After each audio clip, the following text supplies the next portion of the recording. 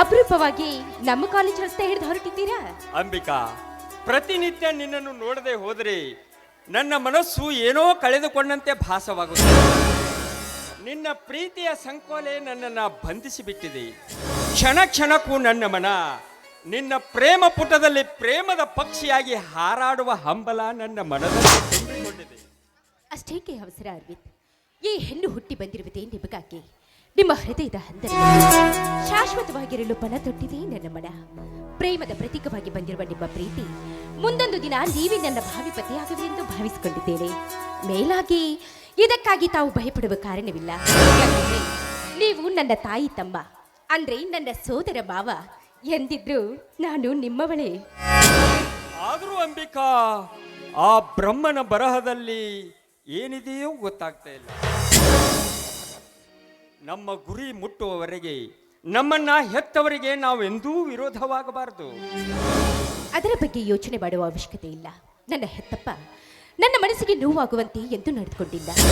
ನನ್ನ ತಾಯಿ ತೀರಿಕೊಂಡ ಮೇಲೆ ಅಂದಿನಿಂದ ಇಂದಿನವರೆಗೂ ನನ್ನನ್ನು ಮುದ್ದಾಗಿ ಬೆಳೆಸಿ ವಿದ್ಯೆ ಕೆಲಸಿ ನನ್ನ ಮನ ಗೆದ್ದವರೊಂದಿಗೆ ಮದುವೆ ಮಾಡಬೇಕು ಅಂತ ನಿರ್ಧಾರ ಮಾಡಿದ್ದಾನೆ.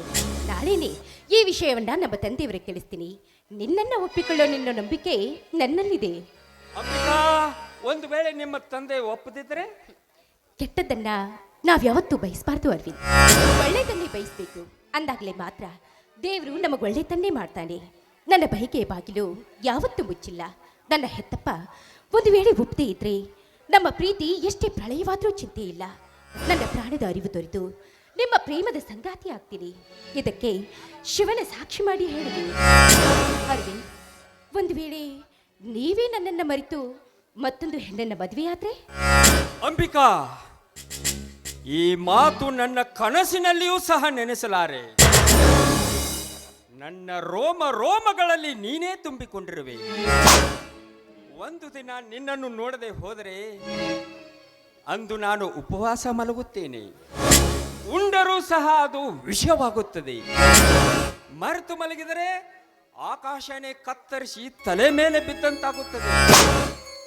ನಿನ್ನನ್ನು ಮರೆತು ಬದುಕುವ ಮಾತಂತೂ ನನ್ನ ಮನದಲ್ಲಿ ಯಾವತ್ತೂ ಇಲ್ಲ. ಬದುಕಿದರೆ ನಿನ್ನೊಂದಿಗೆ ಆನಂದವಾಗಿ ಬದುಕುವೆ, ಸತ್ರೆ ನಿನ್ನೊಂದಿಗೆ ಆನಂದವಾಗಿ ಸತ್ತು ಸ್ವರ್ಗ ಸೇರುವೆ. ಇದು ನನ್ನ ಮನಸ್ಸಿನ ನಿರ್ಧಾರ ಅಂಬಿಕಾ. ನಾನು ಅಷ್ಟೇ ಅರವಿಂದ್.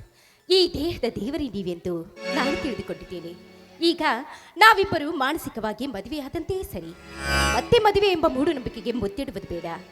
ಹೆತ್ತವರ ಒಪ್ಪಿಗೆ ಪಡೆದ್ರೆ ಸಾಕು. ಬದುಕೆಂಬ ದೋಣಿಯಲ್ಲಿ ನಗುನಗುತ್ತಾ ಸಾಗಿದ್ರೆ ಅದೇ ನಮಗೆ ಸ್ವರ್ಗ. ಅಂಬಿಕಾ, ಸ್ವರ್ಗ, ಸಿರಿ, ಸಂಪತ್ತು ಇವೆಲ್ಲ ಯಾವುದು ಬೇಡ. ನನಗೆ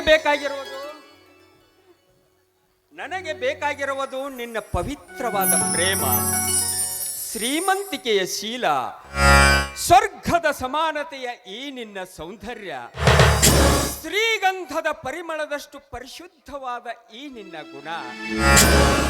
ಇದರ ಮುಂದೆ ಆ ಸ್ವರ್ಗ ನನ್ನ ಕಣ್ಣಲ್ಲಿ ಕೀಳಾಗಿ ಕಾಣುವುದು ಅಲ್ಲ, ಕೀಳಾಗಿ ಕಾಣುವುದು. ಅರವಿಂದ್, ನನ್ನನ್ನ ತುಂಬಾ ವರ್ಣಿಸ್ತಾ ಇದ್ದೀರಾ. ಅಷ್ಟೊಂದು ರೂಪವತಿ ನಾಡು. ಅಷ್ಟು ಬೇಗ ನನ್ನ ಗುಣಗಳನ್ನ ಅರಿತುಕೊಂಡಿದ್ದೀರಾ?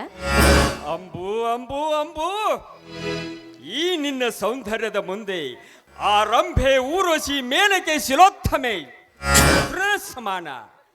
ಆ ಬ್ರಹ್ಮ ಬಲು ಬುದ್ಧಿಯಿಂದ ನಿನ್ನನ್ನು ತಿದ್ದಿ ತೀಡಿ ಈ ಭೂಮಿಗೆ ಕಳಿಸಿದ್ದಾನೆ.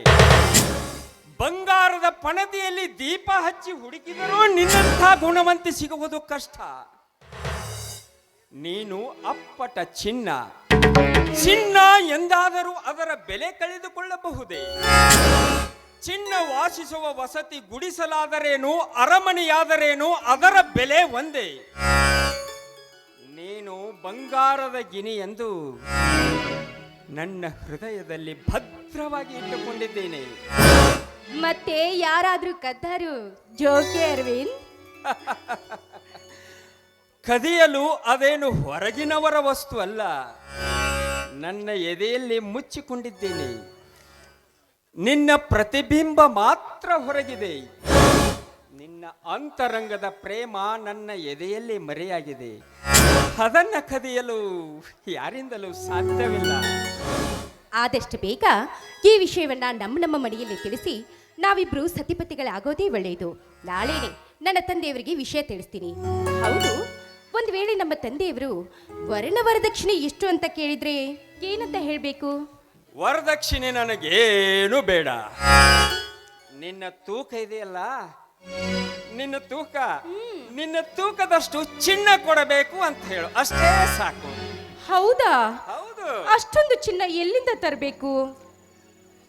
ನೋಡು, ನೀನು ನನ್ನ ಮದುವೆಯಾಗಿ ನಮ್ಮ ಮನೆಗೆ ಬರ್ತೀಯಲ್ಲ, ಬಂದ್ರೆ ಮುಗಿದು ಹೋಯ್ತು, ಚಿನ್ನ ಬಂದಂತೆ. ಅಂದ್ರೆ ಇದೇ ಚಿನ್ನ, ಇದೇ ಬಂಗಾರ, ಈ ಬಂಗಾರದ ಗೊಂಬೆ ನನ್ನ ಮನೆಗೆ ಬಂದ್ರೆ ಚಿನ್ನ ಬಂದಂತೆ. ಹೋಗಿಪ್ಪ, ನೀವು ಸುತ್ತಿ ಬೆಳೆಸಿ ಕವಿಗಳಂತೆ ಮಾತನಾಡ್ತೀರಾ.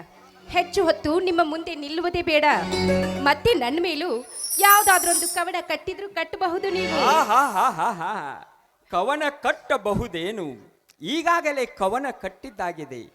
ಹಾಡುವ ಸಿರಿಕಂಠ ಬೇಕಾಗಿದೆ. ಆ ಕಂಠ ನೀನಾಗೋಕೋಗಿಲೆ. ನನಗೆ ನಾಚಿಕೆ ಆಗತ್ತೆ. ನೀನು ನಾಚಿಕೊಂಡ್ರ ನಿನ್ನ ಮುಖದೊಳಗ ಚಂದ್ರನ ಕಳೆ ಎದ್ದು ಕಾಣತೈತಿ. ಈ ನಿನ್ನ ನಗುವಿನೊಳಗ ಆ ನಗೆ ನವಿಲು ಗರಿಬಿಚ್ಚಿ ಕುಣಿದಾಡುತ್ತೈತಿ. ನೀನು ಮುತ್ತು ಕೊಟ್ರ ನನ್ನ ಎದೆಯೊಳಗ ಪ್ರೀತಿಯ ಜಲಪಾತ ಹರಿದಾಡ. ಆ ನಿನ್ನ ಮುತ್ತಿನ ಮತ್ತಿನೊಳಗ ನನ್ನ ಮನಸ್ಸು ಮೈ ಮರೆತು ನಲಿದಾಡುತ್ತೈತಿ. ಕೊಡುಬಾರೆ ಮುತ್ತ, ಯಾರೆಲ್ಲ ಸುತ್ತ.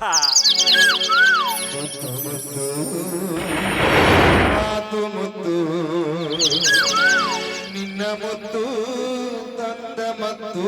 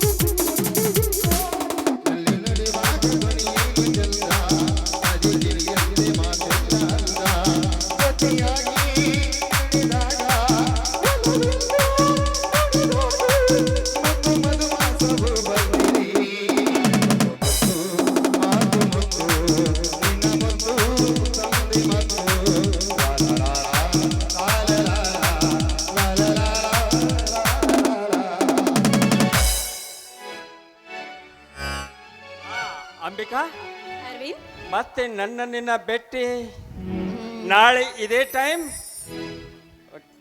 ಬಾಯ್.